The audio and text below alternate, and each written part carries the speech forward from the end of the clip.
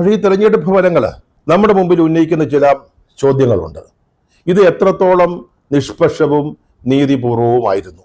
ഇപ്പൊ അതിനെക്കുറിച്ച് പറയുമ്പോൾ ഈ തെരഞ്ഞെടുപ്പിൽ ഏതെങ്കിലും തരത്തിൽ കൃത്രിമം നടന്നു എന്നുള്ളതിന് നമ്മുടെ പക്കൽ തെളിവുകളൊന്നുമില്ല. ഇന്ത്യൻ സമൂഹത്തിന് ഒരു നല്ല ശതമാനം ആളുകൾക്ക് മൊത്തത്തിലൊരു സംശയമുള്ളത് ഇത് എത്രത്തോളം നീതിപൂർവമായിരുന്നു അല്ലെങ്കിൽ നിഷ്പക്ഷമായിരുന്നു എന്നുള്ളത് തന്നെയാണ്.